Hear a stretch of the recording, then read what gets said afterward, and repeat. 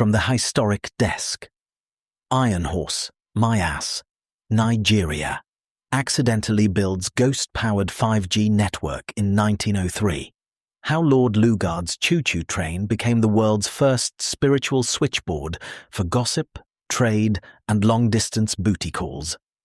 Now, you listen to me, and you forget what those Oyinbo books in your university library have to say about it. My grandmother, who could kill a man with a well-aimed curse and patch him up again with the same mouth, told me what really happened with the railway. The British, bless their sun-cooked little brains, showed up with their maps and their yardsticks and a truly staggering amount of misplaced confidence. They wanted to build a nice, straight line from the coast to Kano to haul out our groundnuts and haul in their cheap gin and their even cheaper morality. They saw a bunch of sweaty locals toiling in the sun. What they didn't see was the biggest goddamn ritual this continent had ever known, happening right under their long, pink noses. Every swing of a hammer on a railroad spike was a prayer to Ogun, you see. Every chant to lift a heavy piece of iron wasn't just a work song, it was an invocation. And the whistles. Oh, the whistles! Some puffed-up little English foreman named Geoffrey, or maybe it was Nigel, they're all named Geoffrey or Nigel, would blow his steam whistle to signal a break, thinking he was the king of the bloody world. But the workers had consecrated those whistles. They'd washed them in sacred waters and whispered names into the metal. So when Nigel huffed and puffed, he wasn't just making a toot-toot sound. He was pinging a server. He was booting up the juju net. The British kept complaining about delays.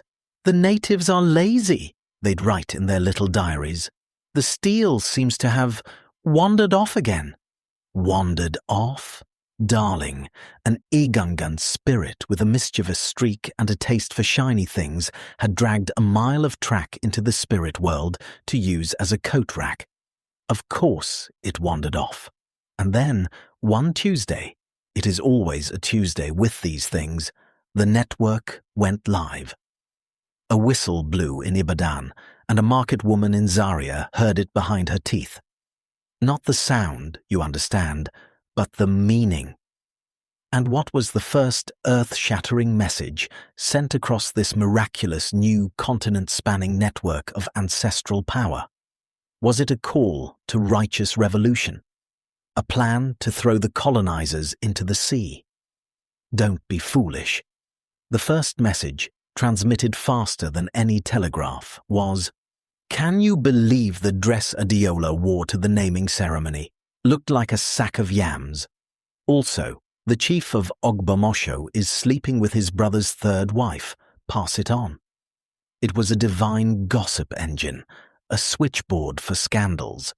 Within a week, you could get the real-time price of kola nuts in Kano while sitting on a stool in Lagos, find out who was cheating on who in Calabar, or arrange a very discreet, very spiritual booty call with a handsome stranger 300 miles away. The railway? Oh, it became the most expensive, least finished public works project in the history of empire. A long, winding monument to colonial cluelessness that never quite reached its destination. The British Empire nearly bankrupted itself trying to figure out why they could only ever build 37% of a bridge, or why their locomotives would inexplicably demand a blood sacrifice before starting. They never understood.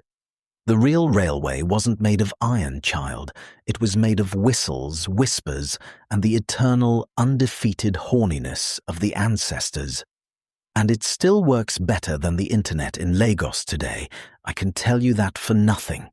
Filed by Ayomide Whistlemouth Adebayo for Historic. And that concludes today's broadcast. If this dispatch has left you itching to rewrite history yourself, visit historic.com. The editors are standing by, the ink is still wet, and the phonograph horn has been known to favor a newcomer.